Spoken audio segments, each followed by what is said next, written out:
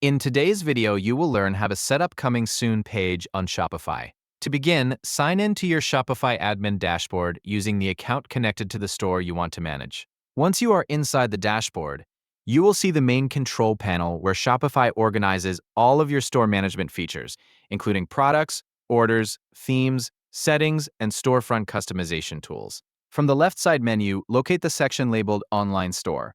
This area contains the settings related to your storefront appearance, visibility, themes, and customer access.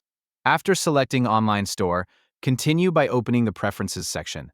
This is where Shopify includes several important settings connected to your website behavior and visitor access controls. Inside the Preferences section, scroll down until you reach the Password Protection area.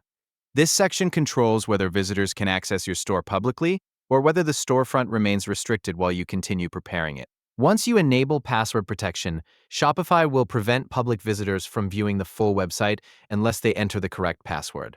After turning on password protection, Shopify will ask you to create a password that authorized visitors can use to enter the store. This can be useful if you want to allow limited access for team members, clients, or selected customers before the official launch. Along with the password, Shopify also allows you to add a custom message that appears on the restricted page. You can write a message letting visitors know that the store is coming soon, or include any short announcement related to your upcoming launch.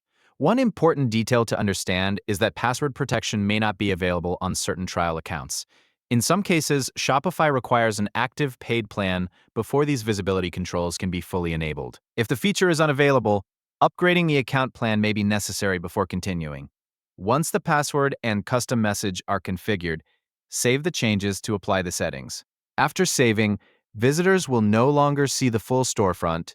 Instead, they will be directed to the Coming Soon page or password protected screen until the restriction is removed. When your store is fully ready to launch, return to the same Preferences section and disable password protection to make the website publicly accessible again.